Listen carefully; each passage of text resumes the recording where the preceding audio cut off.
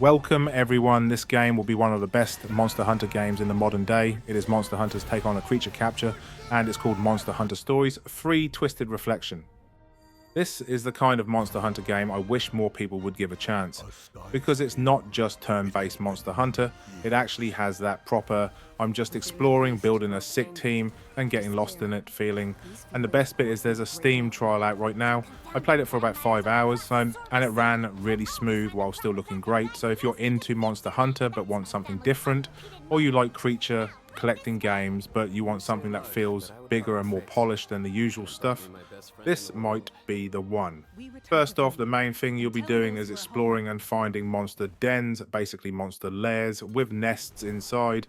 In those nests are eggs, and that's how you get new monsters. But you can't just stand there taking your time, because if you mess about too long, a monster will show up and try to stop you.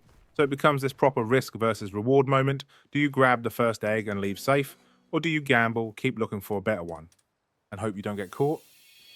And it's not just random either. You can drop an egg if it looks rubbish and pick up a different one that looks like it's got better rarity or potential. The egg patterns matter too. They give you a clue what type you're getting. So if you're hunting something specific, it feels like you're actually searching for it instead of just praying to RNG. Then you've got boss monsters. And this part is sick. When you beat certain bosses, they can retreat back to their den, and that's your chance to go in after them and try to grab rare and unique eggs. That's going to be where the best monsters come from, you can already tell. Team building is bigger than people think as well. You can have up to 6 monsters on your team, and you can swap them whenever you want. So you're not locked into one plan. If something isn't working, you can switch up on the spot. All monsters have elements like fire, ice, water, lightning, poison, and stuff like that. So having a good spread matters. But the combat system is the main thing. It's rock, paper, scissors, but done in a way that actually feels like you're reading the enemy. Speed beats technical.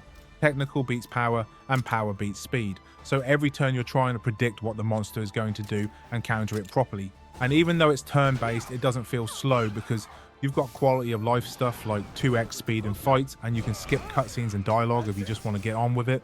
It's one of those games that doesn't waste your time.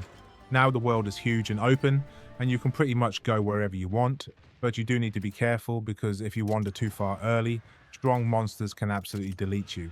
And honestly, I like that because it makes the world feel like it has teeth. Also, fast travel is there once you've been places. So you're not stuck doing long, boring runs across the map. You can bounce around and actually keep the pace up. But exploration isn't just walking. Your monsters have real-world travel skills, and this is one of the best parts. Some monsters can climb up stuff you can't reach, some can fly, some can swim, some can sprint, some can shoot projectiles to break objects in the world and open paths.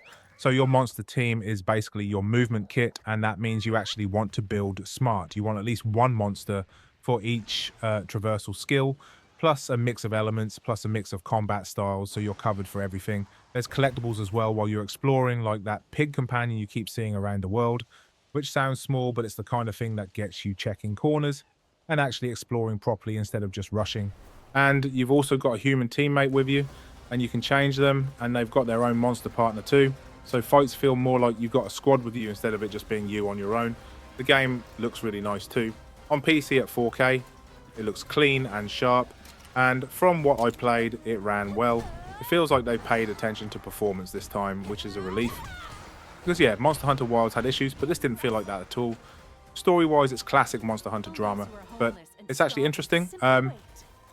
You pick Prince or Princess at the start, and the main story parts are voice acted. The setup is basically strange, frozen monsters are appearing, and you end up linked to 2 rare monsters that hatch from an egg at the start, but the kingdom thinks having both of them alive at the same time is basically a disaster waiting to happen. The king tries to kill one, your mum the queen stops it, and she runs off with one of them, and at the same time you've got another kingdom next to you falling apart and trying to invade.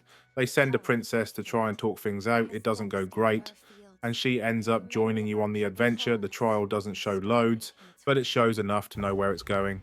And honestly, I think this is a perfect game for anyone who likes creature collecting games but want something bigger and more serious, and for Monster Hunter fans who love the monsters and the world but prefer turn-based combat. And I'll be real, I personally enjoy this combat more than the traditional Monster Hunter loop sometimes. In the mainline games, you can end up doing the same dance over and over, running circles, hitting the same stuff until it drops. This feels more like you're actually outplaying the monster, not just wearing it down. So yeah, after finishing the trial, I'm proper excited for the full game.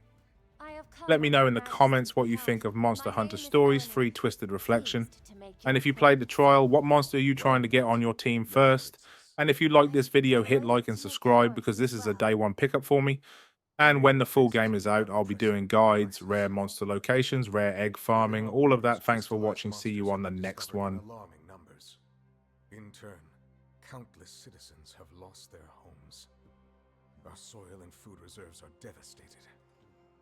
Many of our people are facing starvation.